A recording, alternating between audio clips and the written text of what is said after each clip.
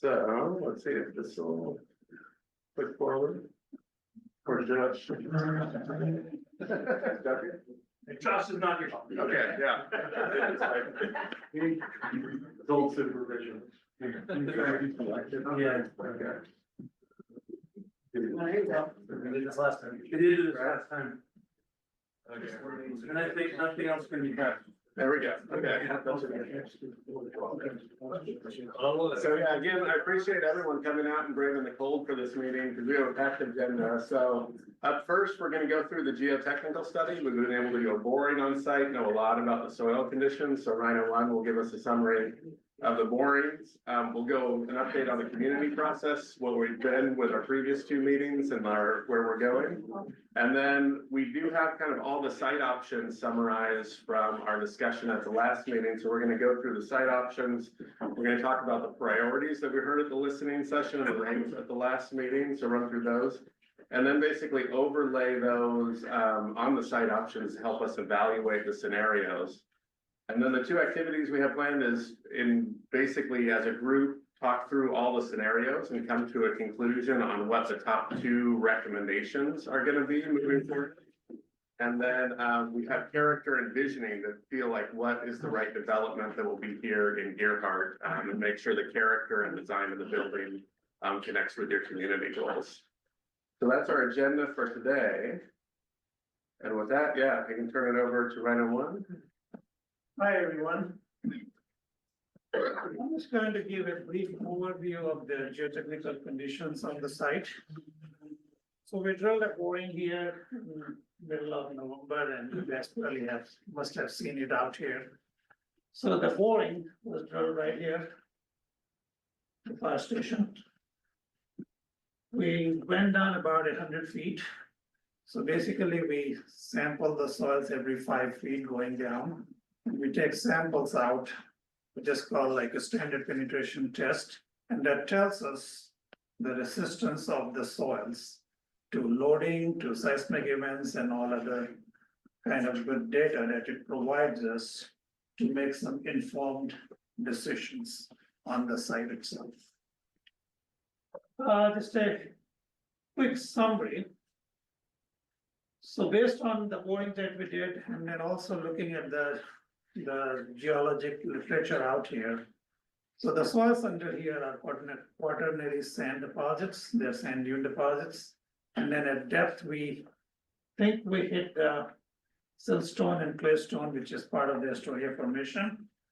But that's really near the bottom of the boring at about 100 plus minus feet. The groundwater is about 15 feet. It may vary between 15 and 20 feet. Now, one thing that we should also take into consideration is, since we're in the tsunami zone, so there is a scenario where the groundwater could be above the ground here during the subduction zone earthquake and the associated tsunami with that. So basically, this is the data product that we have when we drill a boring. So you have the depths on one side. These SPTs are called the standard penetration test. We record the recoveries, the blow counts, which is basically you have a hammer, 140 pound, and a sampler, which is 2-inch diameter, 18-inch tall, and then we drive that into the ground. And those numbers here, like 13, 11, 14, 32, they tell you how strong or how soft the soil is. And as you can tell, the higher the blow counts, the better it is. So the one interesting thing about this site is that we have soft deposits and we have hard deposits. And then we have soft deposits and hard deposits. So it's not like a uniform soil condition where you have soft soils and then hard soils. And this basically extends down to about 60 plus minus feet, and then we get into some better material. Next one.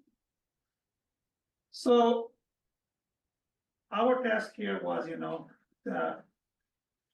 this particular structure would be designed with the Oregon Structural Specialty Code 2022. And it might be the next version by the time we get to the design process, so the code might change. The ASCE 716 or 722 are the codes which are used by the Oregon Structural Specialty Code, and they refer back to that for the seismic design criteria. I understand that it's a tsunami risk category 4 structure. So we looked at all the recent data on the site, we looked through all the USGS data. And based on that, we figured out that the design earthquake on this site is about a magnitude 9 with a peak ground acceleration of 1.3 G.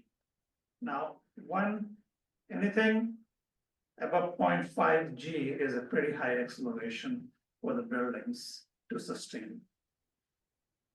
So we did what is called the liquefaction analysis. Basically, what that means is if you got sand and on the beach, if you see the water rises, the sand basically loses strength.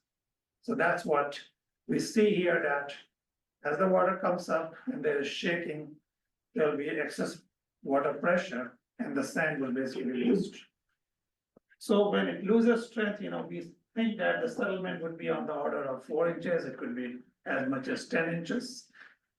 Now, the thing about these numbers are these are orders of magnitude. The science is not there where you can basically say, this will be 2 inches or this will be 20 inches. So these are all order of magnitude numbers that we look at.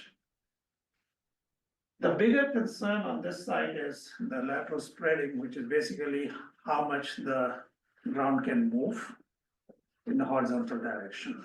And we have the ocean on one side, we have a creek on the other side.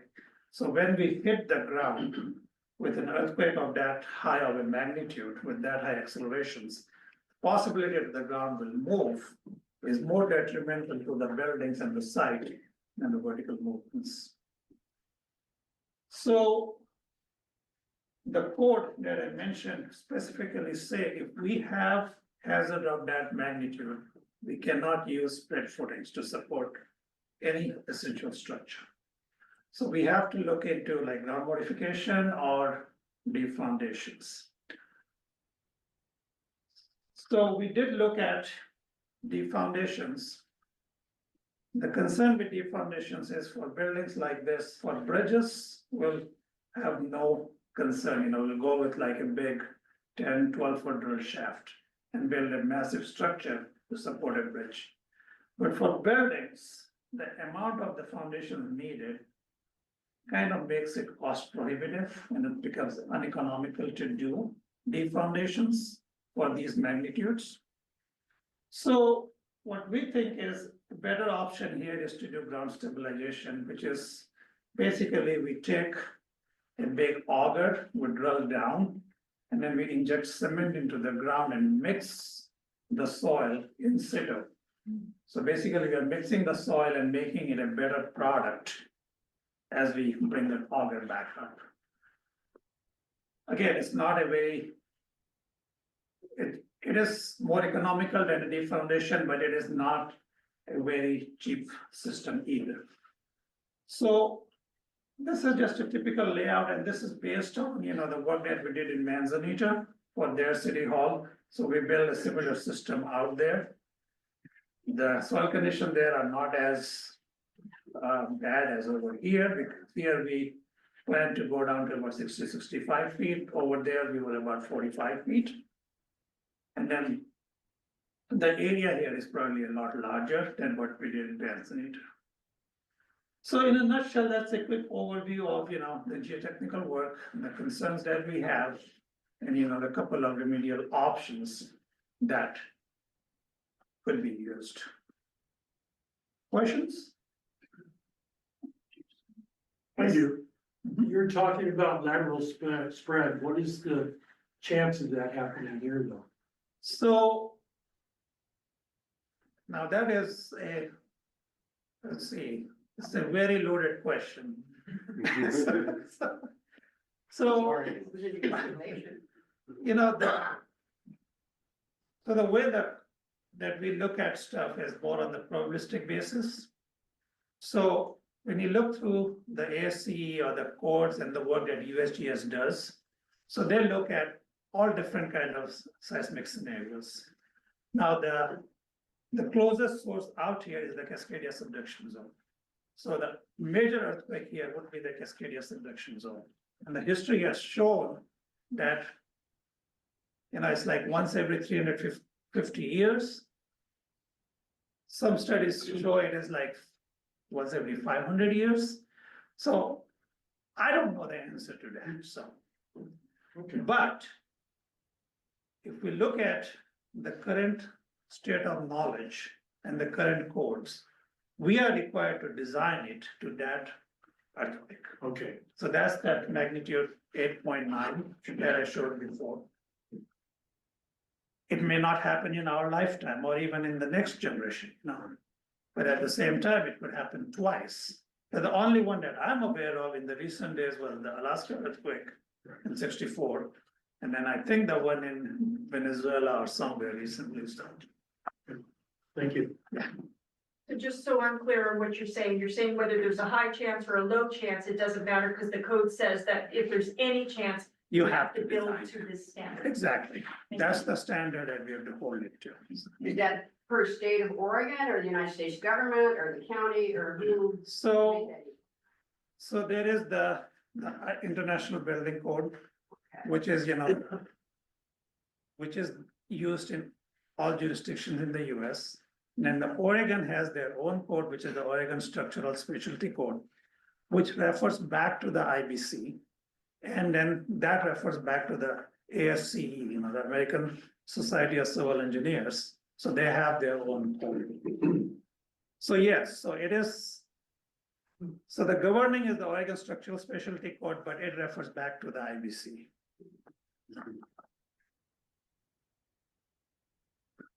Question here, Rajiv. Yes. So, deep foundation you said would be less economical, to the soil mixing that we could do, soil amendments.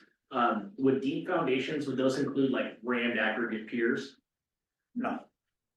Yeah, it has So to be the something rammed more. aggregate piers, we can't build them deep enough, plus, so the concern here is. Let's say, so there are two conditions here, so. Let's imagine that we have the big earthquake, right, the Cascadia subduction zone. So that's a magnitude 9 earthquake hitting your site. With like an peak ground explosion of about 1 G or something. So that's the first condition, so some of the soils liquefy. Some does not, and those start moving, and then they start putting the forces on your piles or your deep foundation. So that's the first thing. And then you don't really have resistance below because your soils are liquefied. Deep foundation, they have to have something fixed into the ground to work. So which means that we can't use the upper 60 feet, we have to go down to 1,800 feet. Oh, wow. And those will be big footings, like 4 foot, 6 foot diameter. Now, the second scenario there would be like when the tsunami comes, now you got this material on the top, which is basically swirling around. So you don't really have any support there. So basically you have the building here, the deep foundation, slab here, all this soil has now turned into liquid. So that's the second condition you would be designing. And for building structures, in my experience, it has never turned economical to use deep foundations under these conditions. I have a question. Would you imagine that the soils here on this site are relatively typical for probably the geologic conditions in Gearhart and just the coast in general? In general, yeah.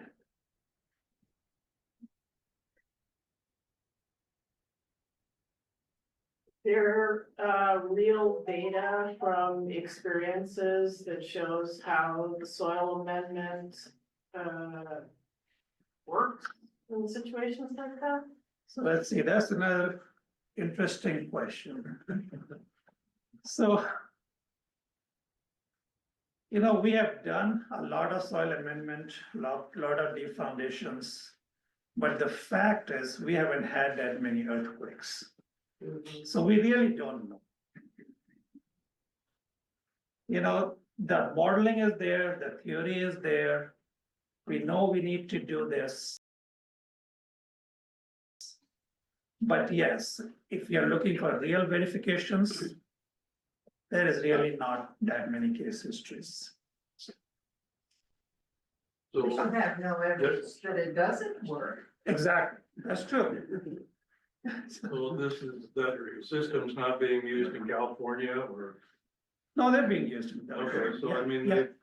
they've had plenty of earthquakes. Why, yeah, but see, the California earthquakes are not as big as the No, earthquakes they're here. not. They are a lot smaller. So California, it's like a 6.5, and the earthquake scales are log scales. Well, the system So- is working well with that size of a quake. It should, I mean, if it works for Yeah. this earthquake, it will. So a smaller earthquake, what happens is, a smaller earthquake happens here. So its zone of influence is probably like 10 kilometers away, or 10 miles away. And it's more like, it's a limited shake. Maybe 10 seconds, 15 seconds, 20 seconds. But like a subduction zone, which we think is going to shake for like a couple of minutes. So it's more of a global thing. So it's not like the earthquake happens, we only see the effect like in this limited geographical area. We think it will affect a lot more than, a regional smaller scale. Like an earthquake in Portland, like on the Portland Hills is a 6.5. Yeah. So that might affect maybe this building, but it may not affect that building. But at night, it's gonna affect all. The other thing we also need to think about is earthquakes don't happen like a 9 and stop, So there will be an aftershock, which might be a magnitude 8, and a magnitude 8 is still 100 times stronger than a magnitude 6. That's what, we are designing these for. So.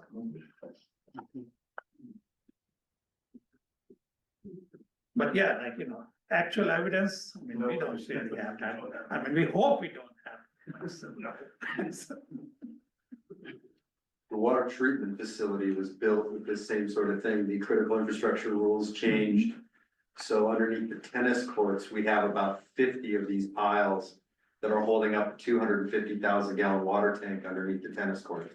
down 60 feet or so. Yeah, I couldn't verify the depth, I didn't get that, I couldn't read the plans to understand it as well as I would have liked. But they're very deep, yeah. Yeah, I think in, or like Tillamook, what is the word, it is to Cape Mears, I think where that they lost their tank in the sliding. I think that's where we have also built like a big, but that's a pile system, but there's a lot of piles in that tank, the new tank. For the Cape Mears water system on the top of the hill there. But yeah, like Oregon State, for their new Hatfield Center where they built the tsunami proof building, they did a lot of stabilization and piling up. Can you give us an expected timeline if we did the soil amendments, how many weeks that would take on site before we could do our normal shallow foundations on top of that? So.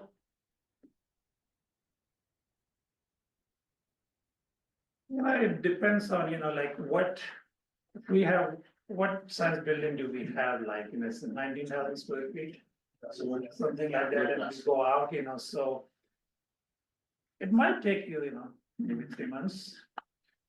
And the thing with that is if this is a big enough project, the operator might bring 2 rigs, if you have to like go faster. So. Well, schedule is, 3 weeks or 3 months is kind of, what I think you should think about. Is there a particular time of the year that you have to do that? No. I think these things, we should probably do it in the winter anyways, when, everything is, raining and dark, That's better to do work. And there's less people, yeah. You can bring supplies in a lot faster and we'll see.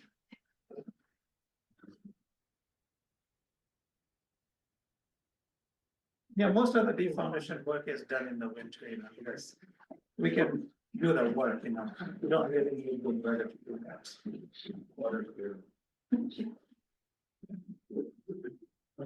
I think, Bill, if you want to talk about the site. Yeah. Now that we have great soils, I just wanted to do a little bit of prep for the first activity in which we start looking at the design options. So I wanted to remind people of some of the parameters that we kind of understood from the community session last time. The setback lines, we looked at the Pacific Power and Lights site, and we're indicating where those setback lines are, but we also identified an easement, so it just reduces the amount of usable square footage that we could use on that Pacific Power and Light site. And then just reminding people that the ridge path is a space that we can't develop, so we can't really unite the two together. And then we have some really light dash lines that are showing an offset about 10 feet from the existing buildings that we're really trying to make sure we don't impede with this new development, for either fire code setbacks from the existing city hall or just construction space for the building to be built from the fire station before it's demolished. I'll give a quick summary of the community process, because we had a really productive initial work session back in December where we got the chance to listen, hear the community's goals, priorities for the project. And then we had the meeting in January where we presented the draft building program and got feedback and comments on the building program. And we also had the structural engineer to talk about the challenges with the existing structure and how we're thinking about the structure for the new building. And then there was a fun workshop where we had the blocks and got a chance to move the blocks around on the site and talk about development options, what the different scenarios are and the phasing options are for development. And then we did the ranking of the priorities. So everything we heard from the first community meeting, we then got a chance to prioritize and listen to those. And then there was an exercise where we got to rank those. So Phil has a summary of those rankings today. And yeah, so we had 52 participants in the first one, and then 79 people participated both in person and online. So a lot of good feedback so far on the process. And then what Phil's gonna do, as I mentioned in the agenda, is run through the development options. And we're gonna basically break out into small groups, talk about the options, have a summary, and then a chance for everyone to give feedback and vote on the options today. And then that will inform our process, because our goal is to go from the 5 options Phil's gonna walk us through today down to 2. That we're gonna take to city council, I think it's March 5th, right, Shannon? And so the idea is that the community is gonna recommend the top 2, and then those top 2 are then gonna get approved by council and then move forward into design development, where we're going to go through and work through floor plans, site plans, exterior and interior renderings of those 2 options, do a detailed cost estimate. And then that will come back for review and community recommendation in May. So that's our current timeline. Just pausing, any questions on the process and what's upcoming? Just the way you laid that out, I'm curious, you're putting a lot of trust in all of us to make these good choices, but Are we the community? I guess that's. we're the community, but yeah, I mean, I'm Everybody wondering here if shows up there's as the a community? circular sort of relationship where you guys might have some input on, let's say we go for number 1, in a big way. But that's the one that you guys have all thought, oh geez, I hope they don't choose that one. I mean, these are technical questions that we're being asked to answer, and I just wondered if there would be any sort of back and forth about that, Yeah, I mean, I discussion. think the intent today is to use this group that's here participating to get that feedback. We also have the surveys available for the people participating online today, so there is an electronic way for people to give their feedback. And the intent today is just to kind of narrow it down to 2 that have the biggest trade-offs, kind of the biggest kind of community decision points that we feel might be differences between them. And then that's why we're taking those 2 and doing detailed cost estimates on those 2 options. So at that 4th meeting, we will have detailed costs for 2 scenarios for the community to evaluate. So Yeah, today's I kind of get the thing. that. My point though is that if you guys are the experts, and we've spent a lot of time vetting you and putting you in a position of leading us through this, are you going to give us your input in that process so that we can engage in two directions, I'm just. Yeah. trying And to- that's actually, so in answer to your question, yes. Yeah, So we've taken all the feedback of the options, and Phil's kind of taken the scenarios down to the 5 options we're gonna show today that we think work functionally for all kind of the technical operational goals.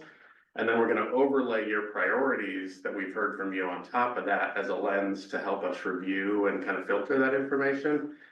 And then be able to participate in that two-way conversation that here's kind of how we're seeing the scenarios and trade-off and get your feedback on it. None of these options that we're showing today have fatal flaws. Right. So we Yeah. vetted them to make sure that they're gonna work one way or another. Okay, that's really my basic question. Yeah. And then in addition to that, we will sit at the table while you guys are having your conversations and give you additional feedback as you need it to help make the decision. So what if we come out and we don't like any of them? What if it's none? That's a fair What if it's none? Then we go back to you guys go back to the drawing board again? If we need to. Because we, as what, 30 people here are just deciding for the population of our town? I don't know about that. They're in the process. Some people don't have computers, so there, we have a meeting at 6 o'clock at night, I mean, you know. Well, that would, most good number of people vote. I'm used to having my consultants tell me their best opinion. I want to hear your opinion of what the best choice is. If I'm having a structural engineer or a civil engineer doing work for me, I'm not asking that person, hey, validate what I want. I want to hear your opinion. What's the best solution to the problem? That's where I'd like to start from. Right. Yeah, If okay. I can jump in, John. So we went through that exercise last time where we ranked your priorities, right? These are the, I know, this is, let me, hear me out. So those are the things that you told us that was important to you, right? So we went through and we assigned the sort of architectural kind of qualities that go along with each of those things, and Phil's gonna walk through those. And then we've ranked them based on what you told us. And so, like I said, we've gone through and looked at them, make sure there's no fatal flaws. But if you want our preference, we'll give you our preference, what we think is the best idea. But that's not how the community process works necessarily. We need your feedback.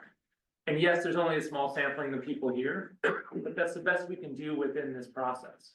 Is to be able to have as many people here as we can get, as many people online, and then also have your elected representatives weigh in. So it's my understanding that whatever we decide here tonight is gonna go forward, whether the town wants to do that or not. It will go to council for their Council, then review. we'll get to vote again? We're through voting. Yeah, basically your vote today takes it to council. Council sort of blesses it, and then we move forward with design of the two options that you've picked. And then ultimately that final of those two, then this group again, or whichever community group is here, then makes that final decision and goes to council again. So we're going forward with that, with whatever, the two options, Mhm. we have two options on the table. Yep. We will have two options on the table. Yep. And then whichever one of those two options is it, that's what we're gonna do. Because the city council has decided that, because the town didn't vote on that. That, There's the still, vote comes after all that. there's still financing that has to happen. There's still some measure of paying for it that has to happen. And that ultimately, in most cases, and Chad and others and Dana may need to weigh in, but that's ultimately the final decision that the community makes. So this will go to vote, potentially in November of 2025, and that's when you will have, and the community will have the final say. So cost has always been a big issue in the past, and so when we look, and we have said that once we narrow it down to two, then you'll do full out cost estimates of those two. But when we're looking at these 5 options, will we have any reference at all to the varying cost between those 5? Because that could impact on what we thought was viable. Right. Based on what any of those 5 might cost. We have relative costs between things, between the options, and different characteristics of those options relative to the size that they are, the phasing, and The property. whether or not you purchase the property next door. And basically $1 sign to $2 signs or no dollar signs, just relative to each other, until we can get more hard copy. And in that reference scale. Mhm. Will you be able to even just put us in a ballpark, like $1 sign is $10 million and $2 signs is $15 million or? any No, reference? not, unfortunately not yet. Okay, So we're still in the process of getting the numbers for the comparable projects that have been done around you. Because if I throw out a number today of any kind, Yeah. without context or reference, Yeah. everything sort of blows up. okay, So we want to do this carefully and thoughtfully. We want to help you make the best decision that you can. But if I throw out a number without giving you all the background history and what's happening around you, no matter what I say, will feel like too much. so we'll at least have a reference, they don't, kind of least the most. Yes. Yeah. How involved is the fire department in this? The reason why I ask that is because they're the ones that are gonna be living in it, and they're the ones that are gonna be working it. And it's great to have community input and everything on it, but I'm a retired gardener, it'd be like me hiring you to tell me how to mow my lawn. Right. You know, Josh, you want Without- to weigh in on that? Yeah. So, myself and the police chief has kind of gone through, we've been a part of this whole process, with this. And working along with the architecture groups, everything being presented is a viable option. As the police chief and myself have said, we don't care, we just need the correct spacing. We just need would like to have the correct things to operate out of. And everything they're gonna present is a completely viable option. okay, Anything they're gonna present, none of them aren't gonna work, if I could say that. Everything they've gone through, they've all been evaluated off of, police needs, fire needs, and other elements that they'll get into that may potentially affect things in the process. They've all been vetted and they'll all work just fine. okay, thank you, John. So basically, the building committee, is the two chiefs and Dan Gold and myself and Chad. Okay, what we made clear to the chiefs was, okay, you've got wants in this, on this pile here, and you've got needs over here. Let's concentrate on the needs, okay? Depending on what the costs are for the needs, then you might get a want or two wants. Okay, so basically, everything that these guys are designing for are the needs, the current needs according to the fire service and the police service. Okay? Those are what are required. And I realize that this thing's been going on since 2006, okay? And people are getting, they're getting a little shell shocked and everything like that. But I'm just gonna say that from my standpoint, as a resident of the town, and my family's been here for a hell of a long time. If we don't do something for the police department and the fire department, then the authorities are gonna start coming in here and they're gonna start nitpicking. And I hate to say it, but, without replacing this building, then the fines are gonna start coming. So, to get an old cowboy expression, it's down to that kind right now. Yeah. When you talk about purchasing the, PPE or PPM, is there a price set for that yet? No, not yet. We are still negotiating. We weren't sure which direction the community was heading. And so we have had some initial talks with them. They're willing to sell to us. They're holding on to things for us until we do. But we've gotten, price estimates anywhere from $200,000 down. So what do they use that property for? They don't. They used to use it So for why- kind of a why couldn't you substation. take it eminent domain? Well, eminent domain is where you have to pay them fair market value. You can't just take it. So you do have to You have pay to the give them people. something. Yeah, so you pay them fair market value and that's one way to do it, but they're willing to sell it to us. We did ask them if they would donate and they're not in the position these days to be able to accept, to do that. So we did give that a shot. So somewhere in between their high price and donation is what we're shooting for. Okay. But not until the community tells us that that's the direction that they want to head. Do we have an approximation of what the per square foot soil amendment will cost? Not yet, but we will at the next meeting. Yeah, because again, any of the options that are gonna be displayed to you will require that soil amendment, so. So any of the options that are selected in order to go for the design costs will need to factor that in. Well, with that, I'll turn it over to Phil to walk you through. Okay, so, thanks to everybody that, joined last time. It was really fun and energetic, activity to kind of just generate lots of ideas. So I just wanted to hit on a few key takeaways. We all felt that, or realized that the site is challenging just with the available square footage. Fitting all the blocks on the site, really going to be a two-story building. There was scenarios that did look at, like previously mentioned, the Pacific Power and Light site is potentially developing. There was a notion that the fire station needing to house the apparatuses during construction of the new apparatus does create some impediment for development. And then developing or working around the existing city hall is also kind of difficult with the fire station needing to remain. And then lastly, there was some potential in incorporating the city hall functions in, which would be a smaller footprint than the current city hall into the development.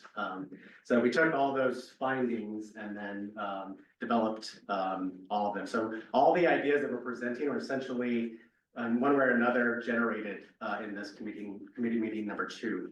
And then we just sort of like try to merge some of them that were similar, and that's what we're presenting. So before jumping into that, were there any questions about making sure that we captured everything? All right, so this is gonna be a series of slides that walks you through 5 scenarios, but we're breaking it down step by step. It's gonna be a lot of information. We'll revisit the options after we talk about the priorities, but I wanna go through each scenario slowly, and if there are questions, feel free to raise your hand, because I think the main goal is to make sure there's clarity. Everyone leaves this portion of it with clarity so that we can make informed decisions later on. I have a question. Do you happen to know what the square footage is that the Seaside Fire Department in City Hall uses? I do not. Is anybody familiar with that? That's almost a whole city block. For what? City Hall Fire? Pick it up. Yes. Okay, a whole city block, like, you're saying the fire station takes up a whole city block? Pretty much. Pretty much. Yeah, I guess they have, I think they have 8 fire truck bays. Here we're sitting at 4. So, They have pull through so that it's done. yeah, so that's 8 fire truck bays where we have 4. They just put living quarters on top for their volunteers and their interns. More living quarters, they doubled what they have. They doubled their living quarters and they put that down there, but I can give you, I'll see if I can get you an estimate of square footage based on that. And what did they pay for their recent structural additions to the fire? Over 3 million Just to remodel. to remodel that. All right. Okay, so option 1, we're gonna break it down by steps. And so Public Works would be temporarily relocated off-site, and then we would demolish the 2 Public Works buildings. And then it would be in the process of acquiring the Pacific Power and Light property. And then once that's done, then we would build a singular building that incorporates the public safety, PD, fire department, and then Public Works as well. And we would still have the existing fire station serving as that apparatus protection. And then we would demolish the existing fire station and then build that apparatus apron. And then over on the right side in the Pacific Power and Light, that would be the location for parking stalls and Public Works storage. So this scenario doesn't have a lot of available real estate beyond what kind of is shown on the existing site, which is why it really needs to have the Pacific and Power site just to have that for vehicles or for some of that public works storage. Okay. On all of these, have you looked at your septic capacity? Has that been analyzed? It's been analyzed to the point that we understand the, like a footprint that would be required. In this scenario, that's something that's kind of complicated. Here in the southwest corners where we'd be locating a new drainage field. So it'd be replacing the existing drainage field. So there'd be definitely some complications with that.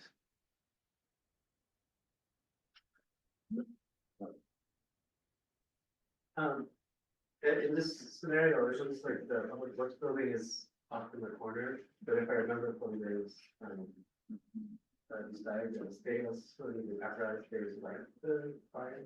Right, so what you're seeing here is a two-story space. It's essentially labeled more diagrammatically that because it's concealed with space above it, but the apparatus would open up onto the First Avenue on the north side versus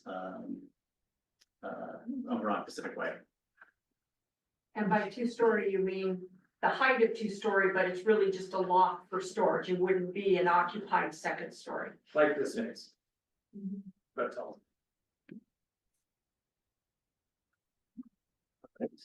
Makes sense. All right, so on to option two. So in this scenario, we'd be acquiring the adjacent site, temporarily relocating public works, and then demoing that, and then building a two-building option. So public safety building would be separate, but it does give you more space over into the northeast corner for a lot of that uglier storage type space that public works would have. And the public works building would essentially take the entire buildable footprint. And then we would then demolish the existing fire station and then build the apparatus apron.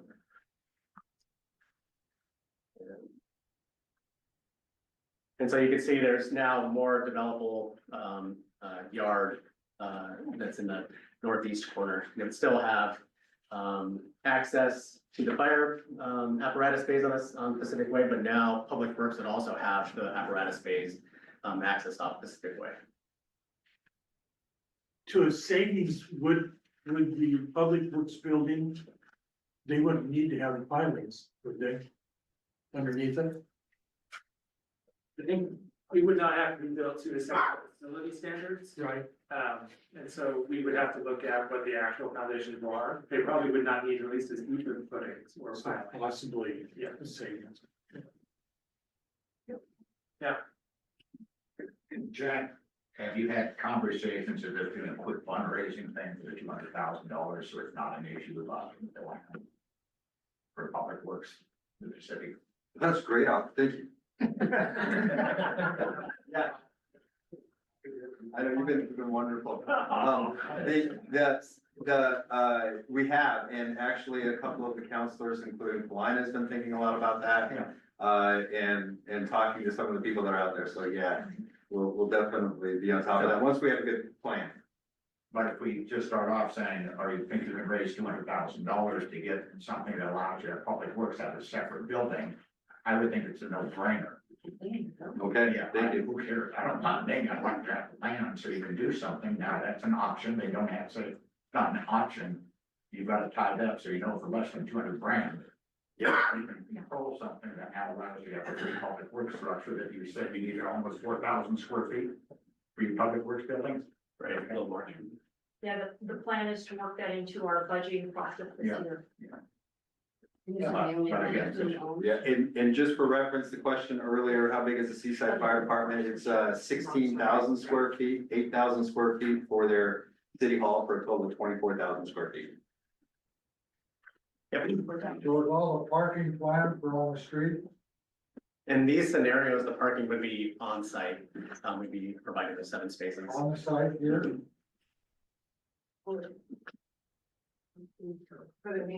Fire trucks, is there? No, I'm talking about for employees and firemen, they're all the parking. Oh, right, so outside, we have 7 designated spots on site, but the additional parking would be accommodated from the off-street for on-street parking. like it is now.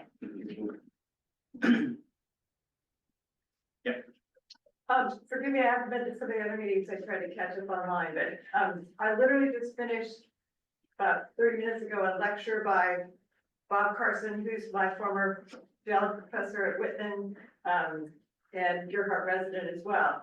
He actually just finished, it was a tsunami earthquakes, update of Western Washington. And two of the diagrams he showed, and I can provide the part of the slide deck to you guys for if anyone's interested, but the last section of it was, given the earthquakes we know that occurred, Sumatra, Japan, the old one in Alaska, he gave some new data on that. But in each of the cases, he looked at some rebuilding that's happening that has communities building an escape tower in addition to where their public safety building is. And some are looking much more attractive than the old ones. But I wondered if that is all anything considerable for this site. They go about 40 feet high, but it's a great place. The ones in Japan, for example, can take up to 400 people. So there's some new things happening that might be, we can go up as well as. Yeah, so you're referencing like an evacuation tower? Assembly Yes. area. Yeah.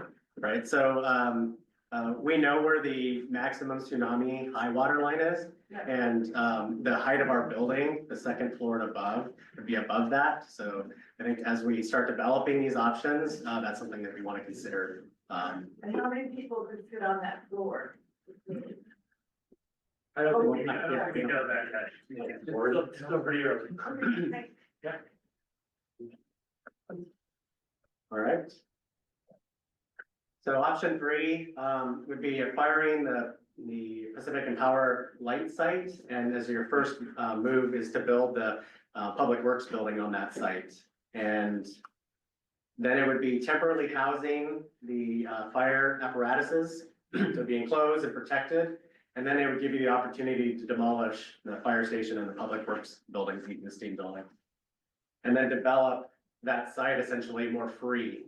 This is just one scenario of being able to locate fire apparatus where it really needs to be and all the sort of site amenities. And so you can see there's a lot more essentially usable space around it, being able to pull that apparatus bay closer to Pacific Way. All right. So option 4, the next two are going to be going off that last kind of finding that we had of what potential you had if you took City Hall out initially. So we'd be relocating staff, demolishing the City Hall, and then in this scenario would be building a new fire apparatus bay, and then relocating Public Works offsite, and then demolishing the three buildings for the public safety, Public Works portion, and then it would include a smaller footprint for City Hall, about 1,500 square feet. And again, this is just a scenario, this is not a developed solution. But in this scenario, the fire apparatus bay would have to be over on that eastern side of the site. This does not require the Lake and Power Light property for it to work and get all the outdoor amenities located on site.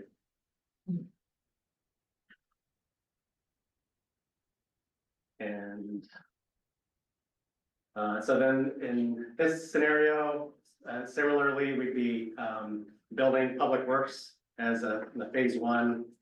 And then once you put fire apparatuses in Public Works temporarily, then you demolish the entire site, and then you have absolute freedom, essentially come up with the most ideal configuration once that's all done. And then you bring the fire apparatus building and Public Works back in. And I think that summarizes the 5 options that we are considering. So the next, before we get to the next phase, I just want to walk you through. So we're going to go through the priorities next. Just reiterate the sort of architectural value of those priorities overlaid onto these options, and then we'll revisit a summary of each of the 5 options. So we'll have another chance to sort of engage and ask questions about the differences between some of the options. But before I get to the priorities, is there anything that anybody wants to? Do you have an approximate cost on each of these options? I know it's a rough cost, but do you have anything that would tell us, that, you know, that one's it's gonna cost way more than this one, or you got anything in there? No, We can talk about relative from one to another, but this one's gonna cost more than that. We don't Okay, have that's any good. specific costs. yeah, that'll be covered in the summary slide. I'll kind of Okay. have the cost considerations and, like Ian said, the relative costs between the two options. For 5 options. All right, Just before we move on, for those of you who participated in the workshop last week, do these feel like the options that you looked at and talked at? Sort of different configurations? Yeah. And I think we have to remember too that those of us who participated in number 2 have been talking to people about them. So I feel like, while we're not the whole community, we're reaching out to the community. And remember, everybody is invited to be here. We do have a question from somebody online, but Josh, do we have volume? Yeah, I can try to fix that. Thank you, Chief. Looks like maybe that's all. Am I able to ask my question? Can you hear us? Yes, can you hear me? She need to unmute herself. I did unmute myself. Okay, let's see. So can you hear me? Yeah, we can hear you now, Vivian. So in looking at the different options, it looks like some of the access for some of the services are from Pacific and some of them are on First Street. Is there any issue with that in terms of like the Public Works on option 4? Would that they come and go from First Street rather than Pacific Way? Is that correct? yeah, that's correct. So Public Works being on the north side of the site would have access off the First. So Public Works didn't have any challenges with vehicles coming in and out of that, but we did, when we looked at it being used as an interim storage for the fire apparatuses, it would not work because of the apron and the turning radiuses for the apparatuses themselves. So that's why you don't see that as an option, something that we did explore, but we realized operationally that was not gonna work. Thank you. Is it problematic at all for the residents on First Street? That Public Works coming and going from it? They already are. Yeah, there potentially is, honestly, you know, to add, the only in and out for Public Works to go back into that direction, there would be more traffic. But they are using it currently, maybe not to that degree, but it would be an increase in traffic. There could be a benefit because the grade is lower too. You could, The grade is a problem back there because of that hill and where the fire trucks and our bumpers don't quite. right, but for Public Works, we could drop the whole thing down. Oh, I see what you're saying. There is some, you know, flooding, and we also want to keep as much elevation for our Public Works folks because that's where all of our repair equipment's gonna be coming for to help us get back into shape after we've been knocked out of shape.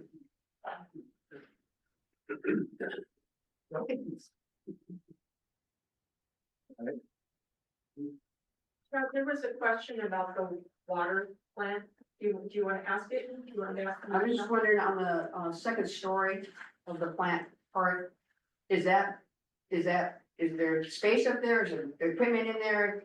It appears to be a second story, so. Yeah, it appears that way, but it's not. It's a high ceiling to fit the equipment in there that's running for us, and so we can get little cranes in there to lift the equipment out and things, so there's nothing up there. That window is a window to nowhere. Okay, so there's no way for us to utilize that for a city. No, we're using it now for some equipment. Okay, But what about when Seaside did their thank you. bump up for their residences, expanded residence? They took the top of that building and kind of bumped it out on the side. I'm sure there's a possibility to put a third floor onto that building. I mean, essentially, there's almost 2 floors in there now, but I'm not sure that it's built with that in mind. But it's a very robust building, that's for sure. Interesting thought. Yeah, I just, I guess my first thought would be parking would be an issue down there. Depending on who went down there. Well, if the police If we department sent the went down police there, down they there, still would the have one car. vehicles, and then also remember, they have to be able to bring in, you have to expect that they're going to have suspects, that they're gonna want to carry in a secure environment. And then the other thing that you're gonna have is when you have a police station, you have to have some type of way for the public to interact with the police. So we would then have to divide up, we could actually then require another staff member, what you say, to interface with the public. To be at least during some hours, rather than being able to use the staff that we already have to do to serve both functions. What about Public Works more down, but some additional things in that there? And we could brainstorm about what. would be there. There's a lot of underground up there. One of the blank spaces that's in the front hand side on Pacific Way is actually a 35,000 gallon water tank that we use for settling. There's so much pipe and things underneath there, and electrical conduit that goes all the way to the beach. Yeah, there's not much left there. It's kind of squeezed in. Good ask. All right. So, like we mentioned earlier, this is a buildup of our community session 1, where we did the feedback and the dot exercise around the priorities. So the findings from the survey, it was mostly in alignment with how we initially ranked it. The functional and practical, essentially slot person second, and then safe and secure and resilience also flipped, but the rest of the priorities remain the same. And so we took your priorities and we have a slide for each of the priorities to kind of describe what it is. So functional operations, we're wanting to make sure this building supports the specific needs of the PD and the fire department. And so we're looking at the factors of accommodating all the program spaces, maintaining ideal adjacencies between each of the departments, and then providing shared spaces to collaborate. So some of these factors that we're going to be presenting, like the shared spaces, they're essentially non-differentiators between the different options. So you'll see those and we'll sort of filter through them, but we want to make sure that once we choose the 2 options, we're going to be applying these values to those options, making sure that they're still achieved. But for this phase, it's really just looking at the site, location, and development options. 2 being practical and simple, so thinking about optimizing square footage, making sure the building's low maintenance and cost effective. So the total project cost obviously is the most important thing, but things that feed into that is the total square footage, construction duration and phasing. We talked about foundations, so the footprint of the building itself. So simple geometry and building orientation, maybe maximizing some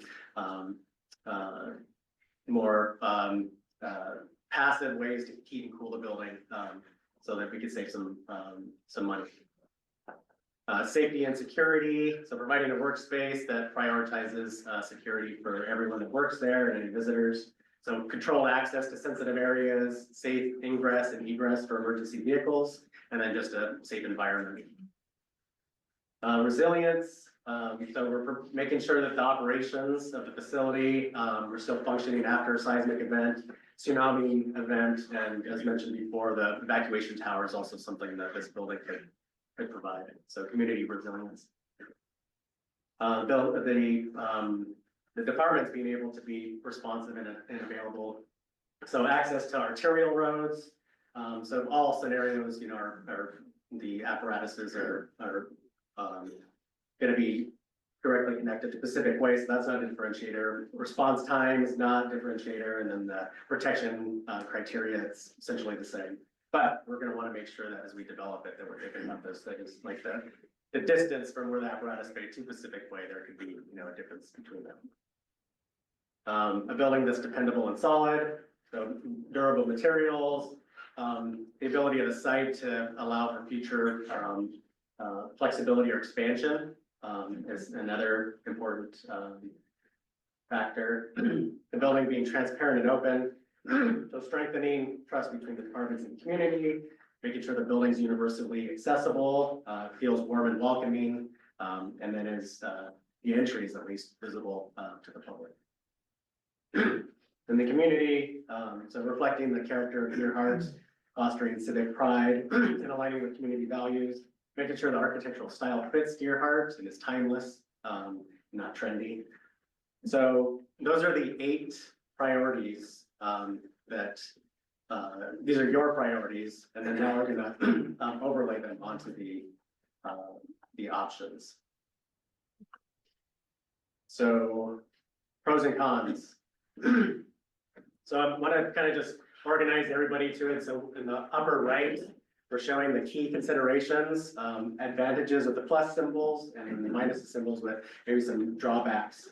And then this is where we've provided the 8 priorities, and then we're sort of essentially grading them from our own expertise. And then we had the PD and the fire department weigh in on operational advantages to some of these. So, and then in the bottom left is the cost consideration. So you'll see a square footage and then the construction schedule, and then whether or not you have to acquire the property. And if there's a dashed line, that essentially means the baseline is the cheapest, and then a dollar sign or more dollar signs is that there's a relative increase from the baseline.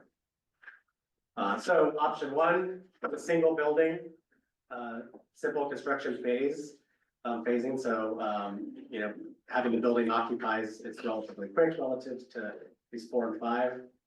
Public works is at a site. So there is an advantage to that, but it was a good point about there is some impact to all the residences off of First Street. This site doesn't really allow for any future expense, just because of the tight area that's available. Some department agents or adjacencies are not ideal just because you're sort of like pinned in on all sides, and that ground floor is going to be kind of what it has to be. And then the first 2 options do have the largest apparatus space, pushing it away from the Pacific Way. And then it's, you know, it's a really tall building, and it's close proximity to the existing city hall might be a negative. And so. How tall? Pardon? How tall? So the tallest, the fire hose tower is gonna be the tallest of it, and that'll be a 3-story element. So in terms of height, that would be the tallest, but it would be a 2-story building. Number of feet, maybe? Pardon? Any estimate on feet? So we do know that we have to be 20 feet-ish to get above the high water line. And so above that, it would be another story, maybe 15 feet to the parapet potentially, but also depends on the shape of the roof structure as well, that, you know, that can increase the height. Okay, thanks. All right. So option 2, it's also still has the simple phasing. It does have a little bit more expansive or area for expansion, but breaking the buildings into 2 buildings, there would be some added square footage just for the services of that public works building that would need to be applied. So we're just guesstimating about 500 square feet. We've found that there's a negative factor with bringing public works onto Pacific Way, just because it's a really big warehouse and it'd be really close to Pacific Way, and so that could be a downside. Some of the adjacencies are not ideal. So specifically, public works is going to be separate from its storage, and it's essentially just surrounded by residences on the north and the east side of the property. And then this also does have a close proximity to City Hall. So the square footage, we see a dollar sign because now we have an increase of 500 square feet. Schedule is the same, but and then we also have the property acquisition like we have in option 1. Option 3, so the building now is closer to Pacific Way. So thinking about the safety of the vehicle egress and ingress, there's a lot more future expansion available. This is multi-phase schedule, so this would be extending the construction schedule, which adds money. Also has the 500 square feet addition, and then public works again off of Pacific Way. And then same thing, breaking up the buildings. Some of the adjacencies are not ideal. So we're showing $2 signs next to the construction schedule, because that's pretty significant, and needing to build 2 buildings separately. And then the square footage is similar to two, or the same as two, and it does require property acquisition. Option 4, single building, the civic presence of the public building, we could be a lot more thoughtful a bit about that entry, it's closer to Pacific Way. Because all the programs are on one site, we can achieve better adjacencies.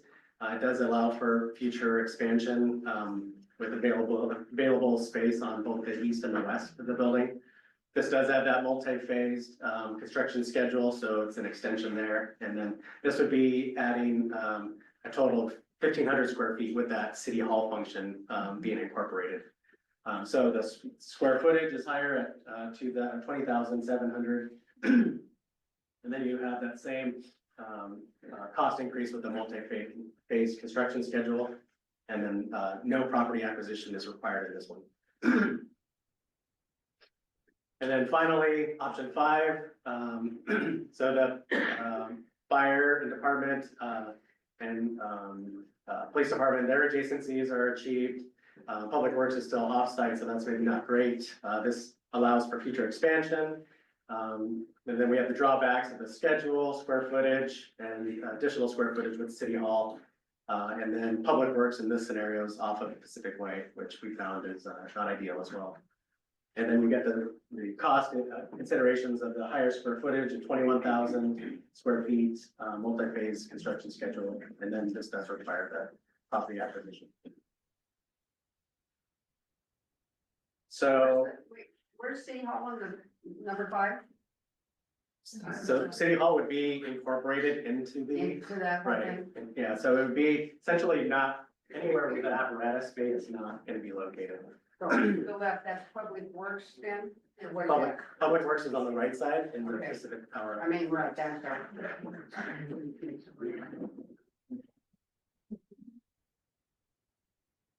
So, so we have it summarized on this slide to essentially, focus some of the, differentiators. So what we have right out here in the center with the safety and security, resilience, and the, responsive and availability, those categories essentially, are, the same scoring across. There's not really a differentiator when you think about those. So we really want to focus on, when we're thinking about the pros and cons, and the other values. Which would be here, and this is where we want to jump into the exercise now. Okay, so as John was mentioning, the idea is to have a conversation at each of these tables. There doesn't need to be a consensus at the table, and that's what everyone wants to vote, but we wanted that dialogue to talk about those values, because these are our interpretations of what's important. And, you know, talking with the PD and the fire department and the city, but you guys, as community members, also have your own relative kind of priorities. So that's where we want you guys to take a look at the options, discuss amongst yourselves, and then you'll individually be ranking your favorite.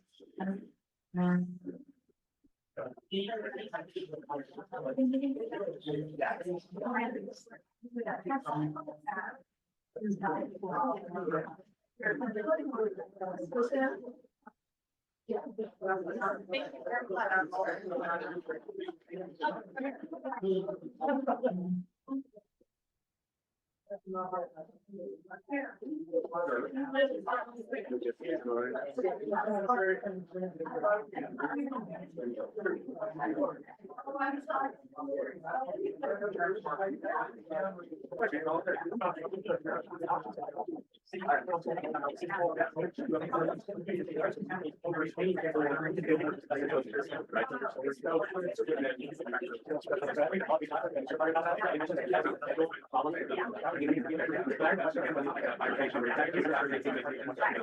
for those of you that are online, this is gonna be tough. We're not gonna be able to get you involved in this portion of it, but there will be a portion of the meeting after this is done, so hang on best you can. Thank you.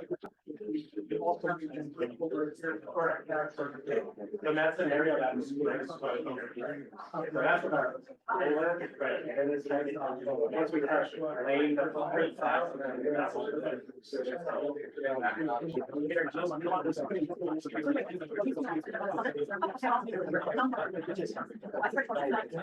So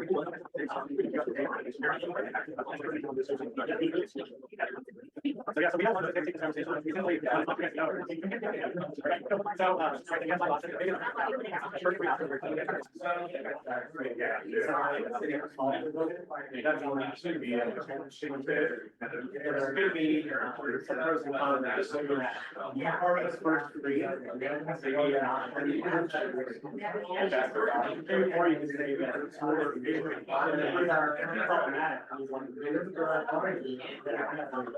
They kind of like, behind you, that, it's definitely there, it's like large part building. Because, well, yeah, because like you said, you built this year.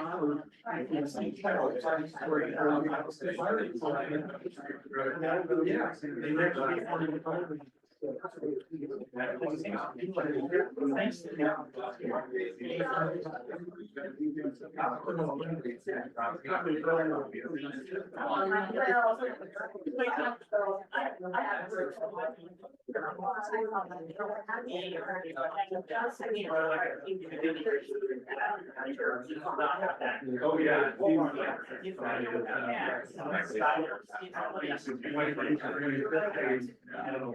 Oh, yeah. Oh, yeah. So number one is your most.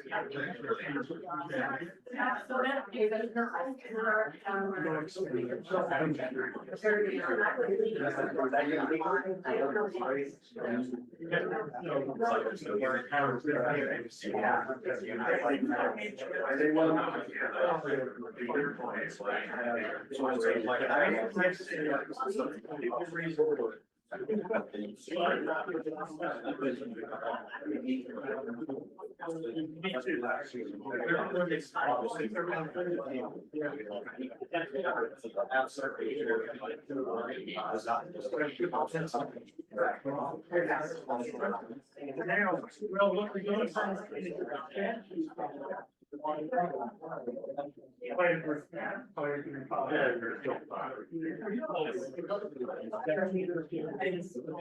This was, it actually. I could use.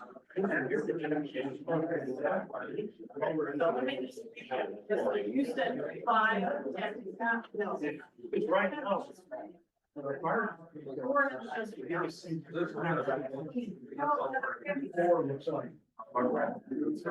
Yeah, there's some. Since you have everything. And I think when you're talking.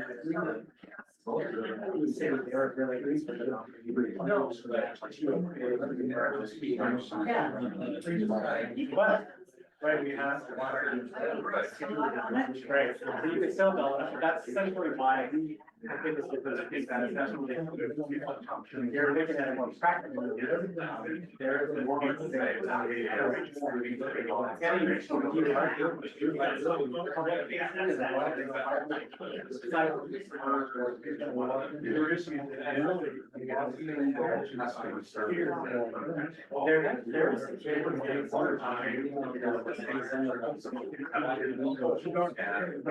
So I'll give you a scenario. We have this reverse, right?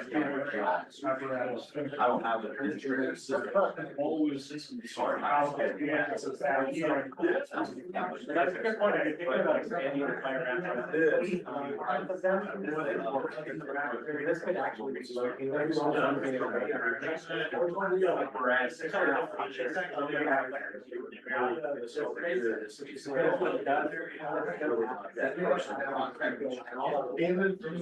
Fire station.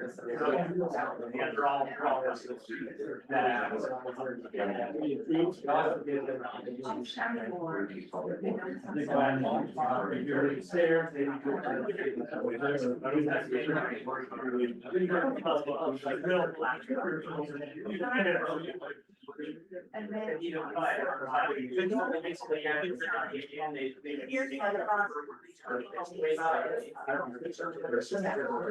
Yes.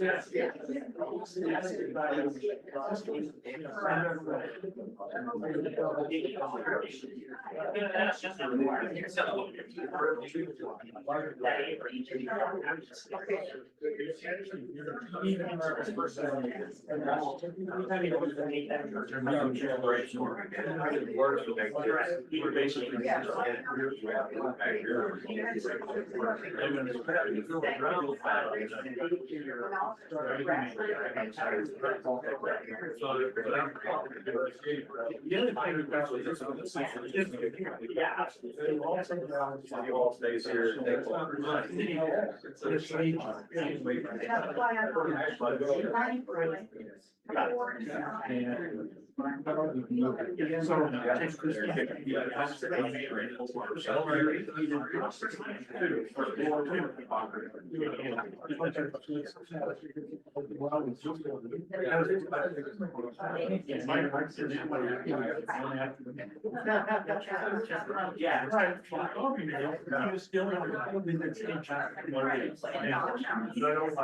Yeah. The next 10 years, I'm gonna be able to be removed. I don't know. It's all.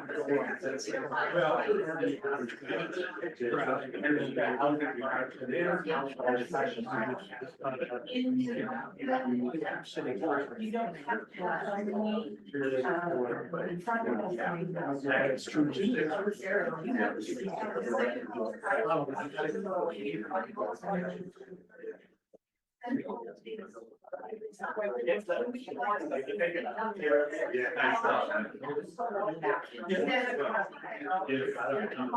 They're always right.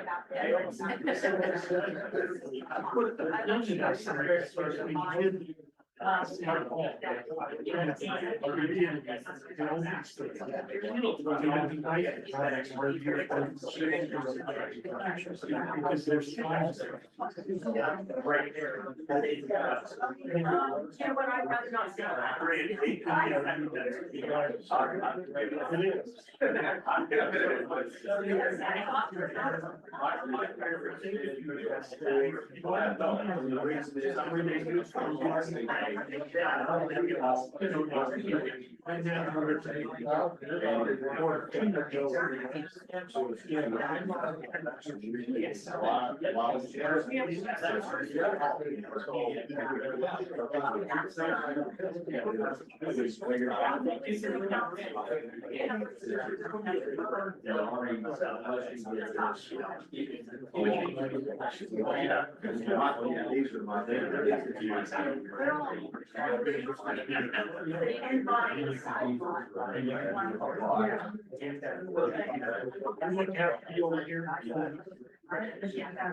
So.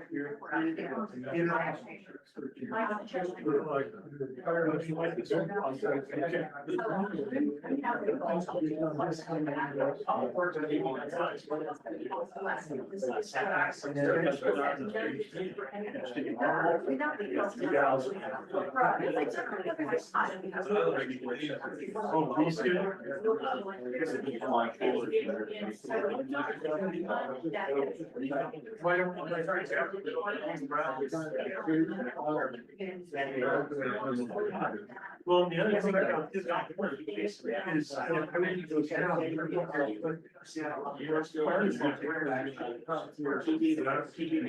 Well, there is. Oh, you're talking about. This is where we can buy the existing. Oh. You're talking about future expansions.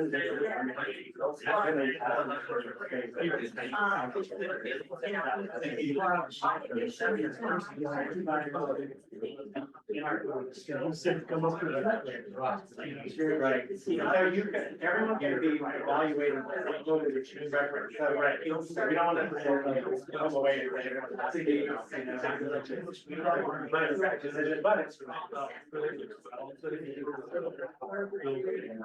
Oh, yeah, my electronic years ago, I thought, still do that.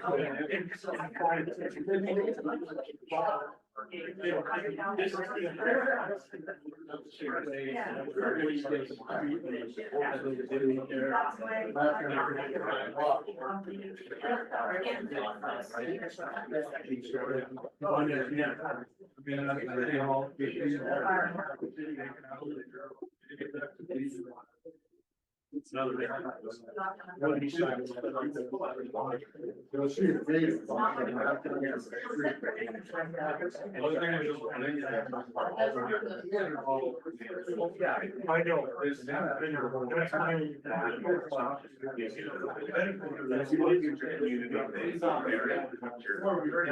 Have you guys, on your reference? I'm so concerned, I was just looking at all, they need to get that. So we're not just saying, no, you're one that change.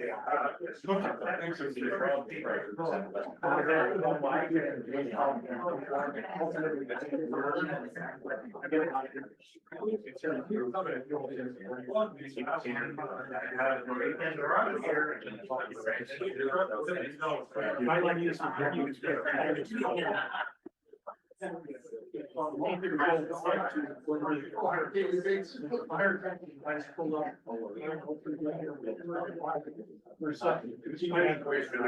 Out here.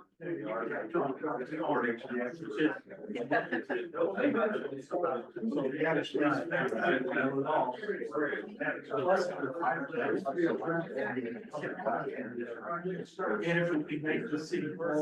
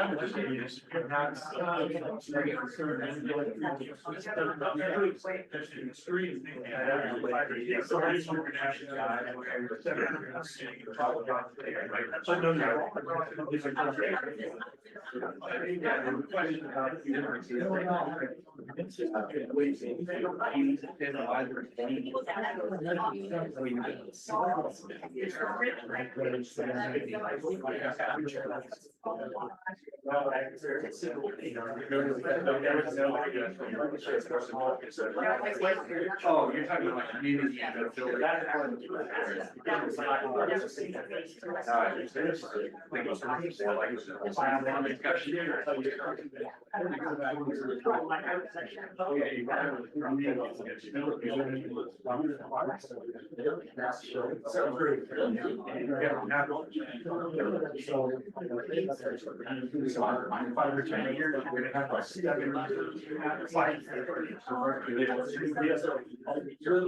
Yeah, I do this. My favorite being to build this call and they did everything. I want to go up to the city.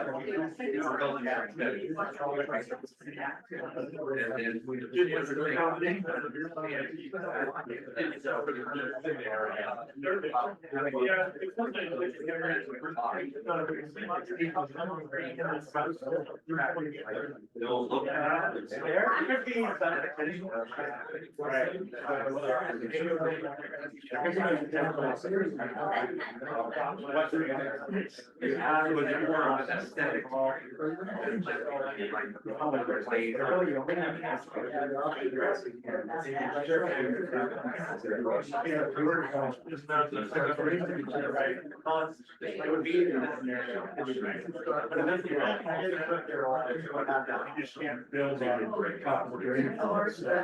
You know, what green here.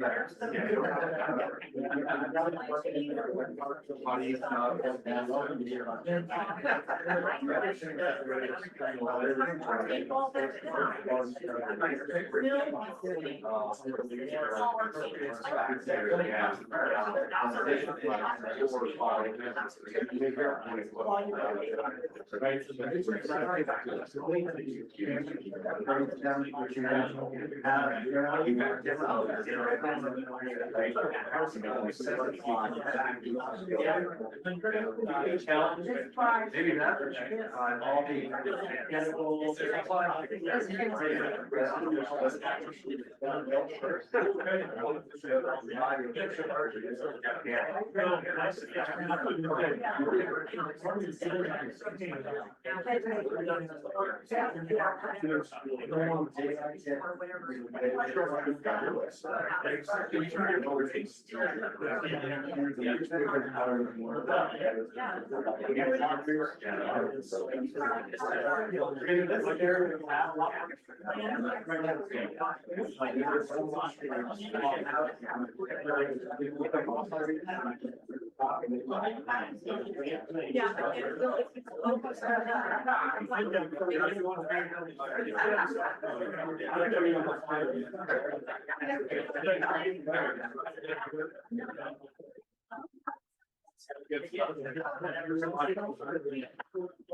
Do we have the actual scoring? Is that? So the scoring for these options or the voting? That's what?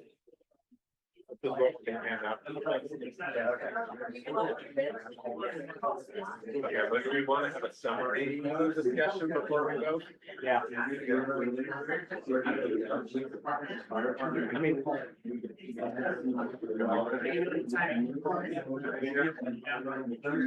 Alright, so I'll give everyone one more there, and then we'll do a wrap up discussion, and then we'll vote.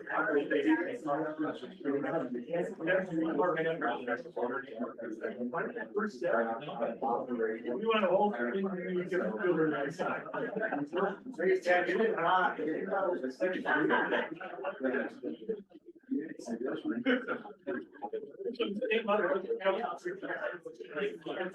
Oh, yeah.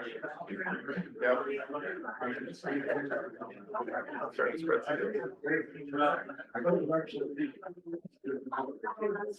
Yeah.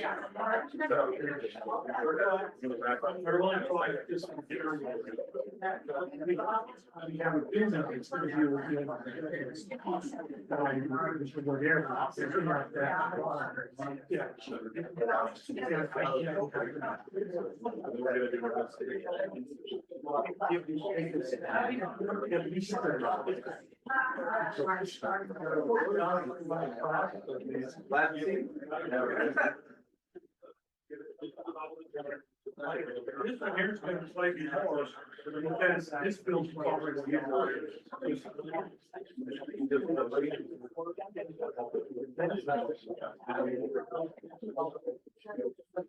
But it's all. It's all activity. Yeah, okay. Anonymous. Alright, so we will do a quick summary wrap up, so if I can get everyone's attention quickly.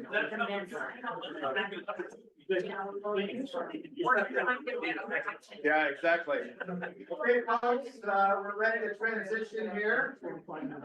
So So our plan is to just go around the different groups and have one person just share out some initial thoughts. Again, it doesn't have to be consensus, but just kind of what your group talked about.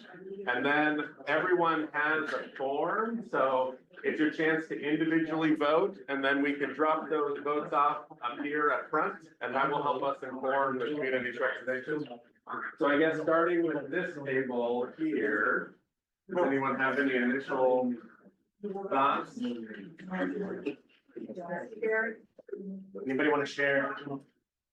Well, what we decided on, we have the first, second, number 5, and then number 3. Can I ask you to maybe speak up a little bit so that hey guys, let's hear what the first table sort of thought about what they, We came up with 2 choices. The number 1 choice being phase, number 5. And the second choice, number 3, which had the drawback of the old city hall, which we don't like. And the fact that, who knows how far down the road, we're gonna have to do another drawing for another building. Who knows how much it's gonna cost at that time. Sure. So there's some initial concerns about the available future expansion of the first option. That sort of led to those 2. Right. Yeah. Demandability. It's the group I was with. Do you guys want to share your? Do you guys want to share your thoughts? Okay, number 5.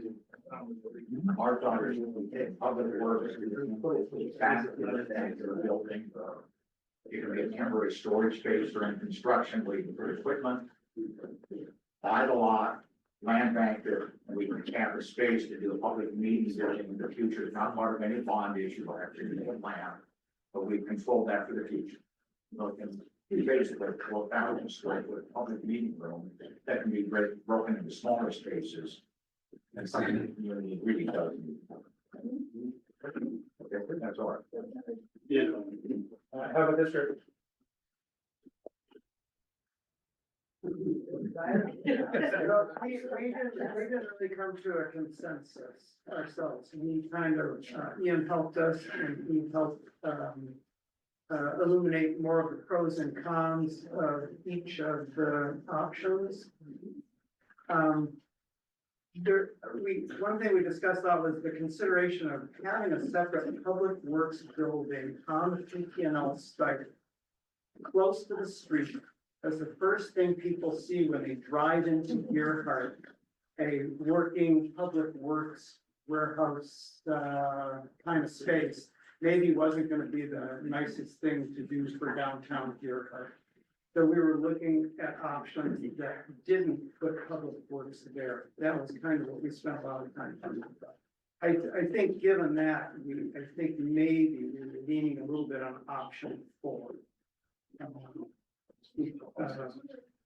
because that's really, because option 1 was a very consolidated site, there's no room for expansion, which has a very large apron, which doesn't serve the site very well, known for expansion, public works is jammed in the corner.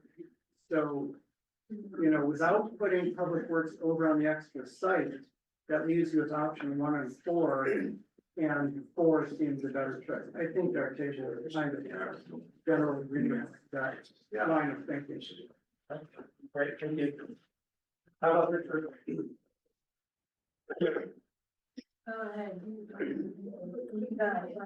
We talked around a lot of options. I think we generally favored buying the PP&L lot now, while it's still available at a reasonable price. It would facilitate locating the fire equipment there temporarily. When all this ground work needs to be done, you've got to get rid of the fire station before you can dig up the area to make all these foundation improvements. Anyway, with that in mind, I think we generally favored 3 and 5. With the caveat that the public works building as being the first thing you see driving down Pacific Way needs to be attractive. And if we build a new city hall, it could be a, a kind of glassed in area, welcome to Gearhart, rather than just a warren of offices and so forth. So, an information center. No, I think it was obvious that to have lost the place that we're sitting to save the space to build a new building, it just didn't seem to make sense to most of us, I think. To have that sitting here as an empty piece of tarmac after we're all done, rather than utilizing it. That would mean you'd have to get this building out of here, so, yeah. All right, how are you? Well, I think, option 5 is bigger. And they need to be able to hold stuff that eventually they're gonna do, and then option 2 is my second one. And, we talked about where you're gonna put the trucks when, you're gonna put them in the, public storage. Public Works, yeah. Yeah, public works, I mean, that, you can always make a nice building, but if you want to.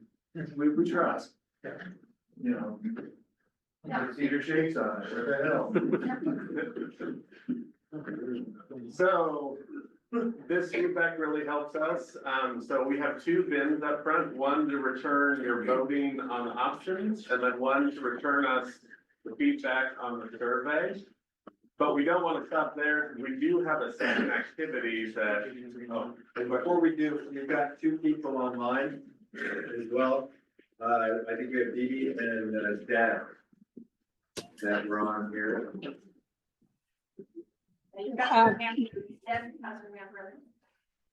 Okay, did you guys hear us? Which one of us do you want us to start? You. Okay, me? All right, this is Baby Michelle, and looking at the options, I agree that public service, the Public Works Department on that extra lot on Pacific Way is not ideal, not only from an aesthetics, which, there's a working function for that building and for those folks, and they have to have the ability to, do their work without it always having to be pretty. Also, it's south facing, which is not ideal with the weather. So for that reason, I eliminated options 2, 3, and 5. My preference is option 4 as my first choice, and second choice is option 1. I like that option 4 has the ability to expand if necessary, and also incorporating City Hall with all the other functions of the public service building is nice that it's on one building so that they don't have to go back and forth in the rain, which we have a lot of. That's just my opinion. Thank you. Thank you. And then we also have Dad is on there. Do we have to do anything? Change it over? Yeah, I mean, do something. Deb, you have to unmute yourself. There we go. Can you hear me now? Yeah. Great. I concur with Bibi, and my favorite is option number 4. The extended setbacks on 1, 2, and 3 are a little bit wasteful. It appears that the apron, as it is now, is large enough for the trucks. Number 2 reason is that if we leave the PP&L property open, it could be used as a staging area in case of a dire emergency. And number 3, I think a lot of people are going to have to put aside their desire for this building to be of the Gearhart aesthetic.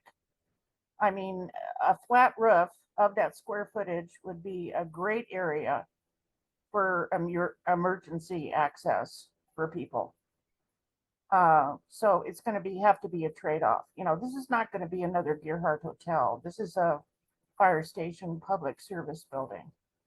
And I don't think we can get everything under a decent looking roof even under the height requirements here. So I'd like it if people could just put that aside. I think we're going to make a lot more design headway and get a lot more for it.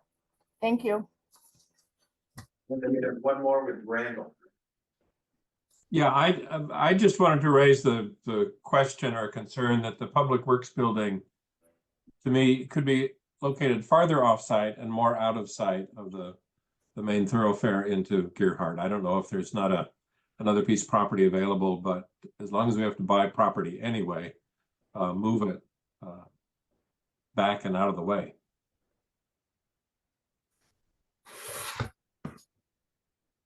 Good comment.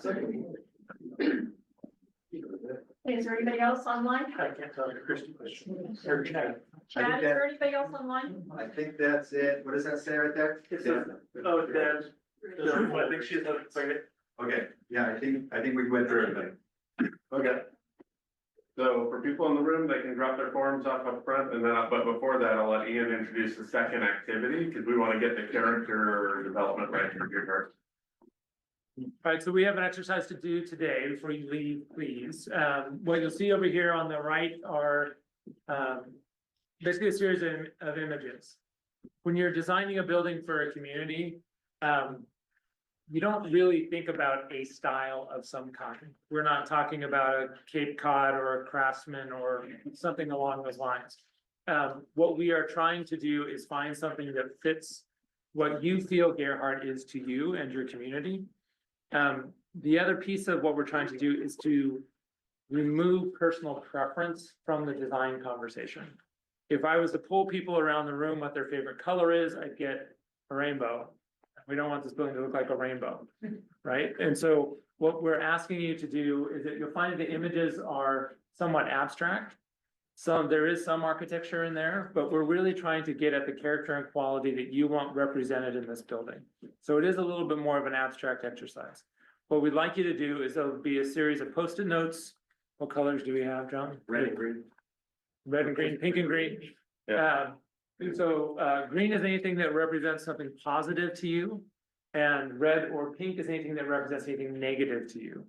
And what we'd like you to do is please write on there what aspect of that image sort of resonates with you most or doesn't resonate. The negatives are just as important as the positives, right? We really want to, if there's something up there you absolutely hate, we don't want it to end up on the building necessarily.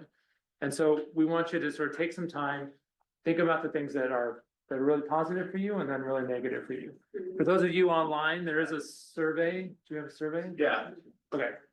We'll have a survey that is going up online in the chat. As soon as the meeting is over, it'll go out on the blog, it'll be on the website as well, I believe. And then, again, we're gonna get it out with the morning video of this meeting as well. Great. And so there's a similar exercise for you to do on the survey. You'll see the same image board with a series of numbers. Please give us your top three and your bottom three based on those numbers. How long will that survey be up? Is that gonna be up beyond this meeting or is it just tonight? Yeah, I'm sure probably through the week at least, right? I would like to. Is that be okay? Yeah. Okay. It's gonna be online. You had a question? Both activities, that and Both activities should be up for until through the weekend, it's Monday? Yeah, we'll probably cut it down beginning of next week. Okay. that's totally fine. And then Candace? Any questions before we start? We'll put the links up on, we'll put the links out on the blog and they'll be on the city website. Yes. All right, so please, are your chairs, come up to the image boards, grab some Post-it notes.